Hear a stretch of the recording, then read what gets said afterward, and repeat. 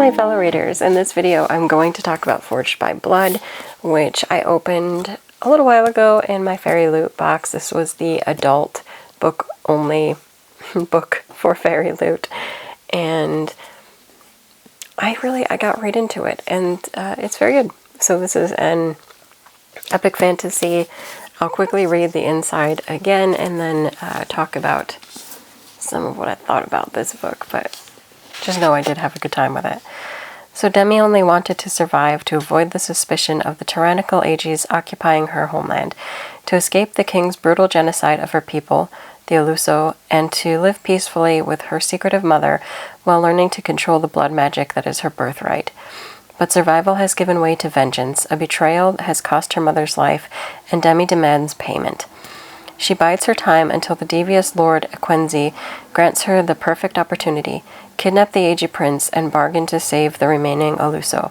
She sets out on her hunt with her childhood friend Colin in tow, but the way ahead proves far more dangerous than either of them could have imagined, for she and the prince share more than the deadly secrets, and every moment will tangle them further into a forbidden, unmistakable attraction.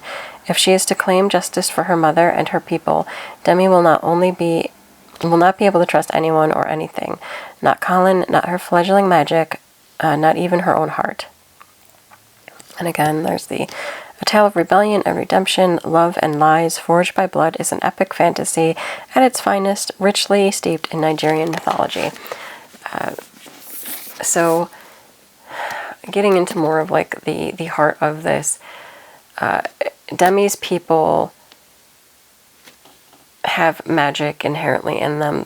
Their blood is magic, and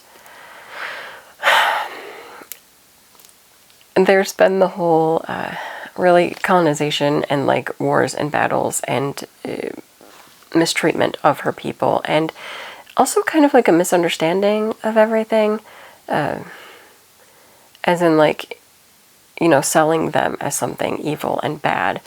And so there's a lot of prejudice. And so her mother tries to hide Demi away, and they just live a quiet life being healers.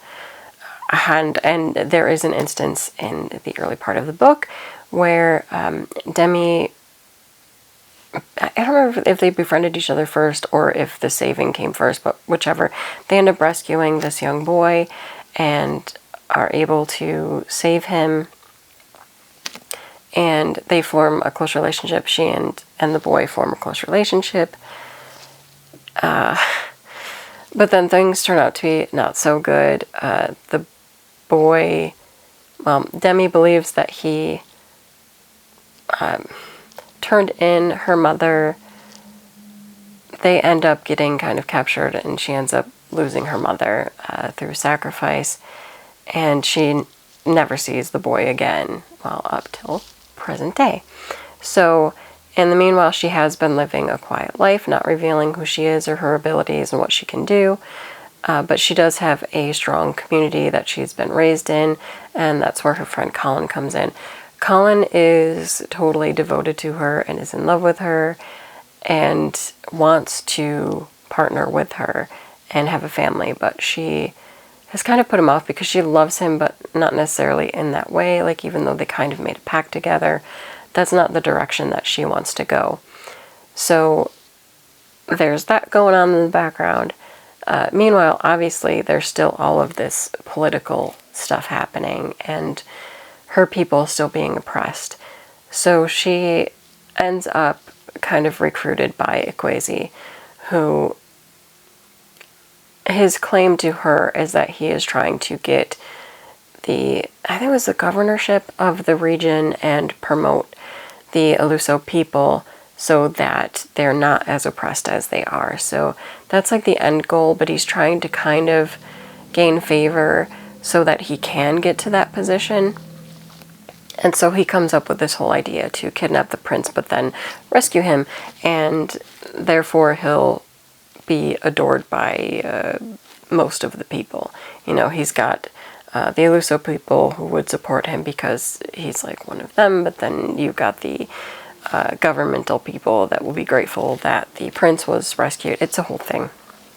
a lot of political stuff in this, which most good fantasies will have a bit of that.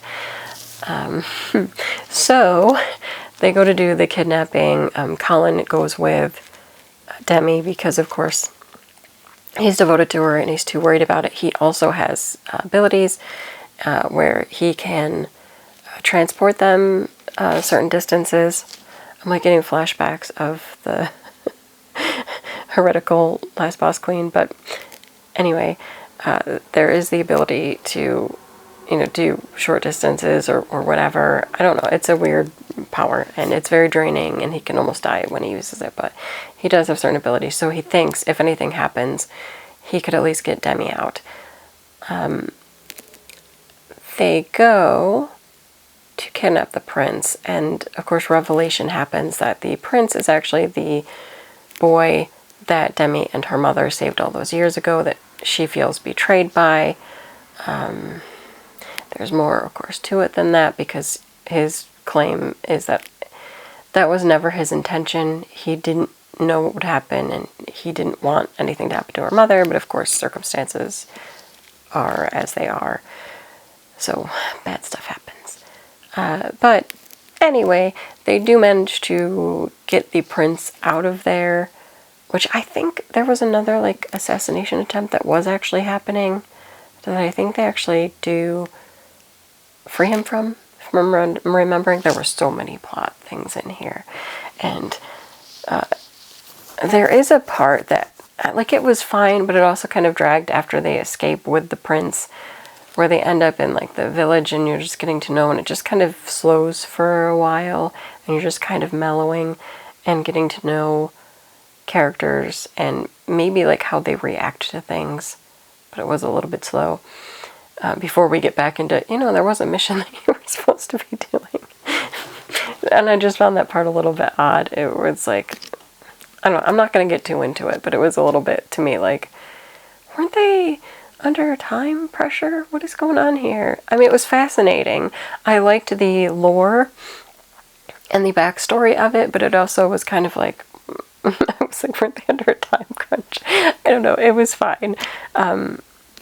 And of course, in the background, amongst all of this goings on, you see very clearly a love triangle forming, because Colin still loves Demi, whereas Demi is getting feelings, and vice versa with the prince. And there's more to it than that, of course. Of course there is, because in this world, there's kind of like that whole fated mates thing where people are destined to be together and you feel like this connection, and then like you have to be with that person. And so not only do you have like natural attraction and interest in people, but there is this superior element that draws you in. And so that comes into play with this as well. And I don't know, with where the book ends, I'm interested to see where it goes with that whole thing. Because I'm always a little bit squeamish about the whole fate thing, like fated mates and whatever, because I guess I'd be more of a proponent of free will, and that kind of like freaks me out. Like, a lot of people will be like, oh, it's romantic, but it's also kind of creepy in a way, because it's like you almost have no choice, or I don't know, ability to have that connection with that person, because there's something else that's taking over your ability to choose and get to know someone. And so, I don't know, I'm a little bit like, what if you were totally drawn to somebody that is your enemy? Which kind of happens, but kind of not, because like the prince isn't that bad, we don't think, at this point. He seems to be okay. So I don't know, I'm interested to see how all of that plays out. I don't, of course, want to give away a lot of the happenings in the book, but yeah, there was a very obvious love triangle, and resolution starts to occur by the end of it, but that resolution could lead to bigger problems in the world as a whole. So I'm interested to see where that one goes. I do think this was a very successful start to a fantasy. I don't know if it's going to be duology. I think it's a duology, but I don't remember if it mentioned. But there's going to be more than one. So it's a very successful start. I liked a lot, again, the lore, the mythology of the book. I thought was fascinating, even if some parts I was like, this is dragging slightly. Like, it was still good. And I understood why it was building, the world building. It's just interesting when you know that there's like also a time crunch and you're kind of like, hey, they seem to be doing this for a while. But it all worked out anyway, so does it matter? No. And we did get that backstory, so it's fine. It was fascinating. Yeah, there's not much to complain about with it. I liked the characters. I liked the relationships. Obviously, if you don't really like a lot of relationship in your fantasy, this might not be for you. But if you do like your, blends of romance in your fantasy, then you're probably going to like this one. I do. I like when there's a romance element because I think it adds a deeper layer of humanity, and I don't know, I just like it. And I think it worked for this. I, of course, am a huge fan of the Fairy Loot editions. I think this is a beautiful book. Yeah, it's gorgeous. Gorgeous. Love it. So you don't want to damage too much of it or touch it too much and get your oily fingers on it. Gorgeous.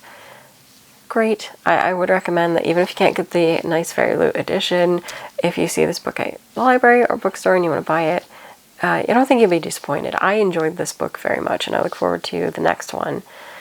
And that is it for this video. Until next time, bye.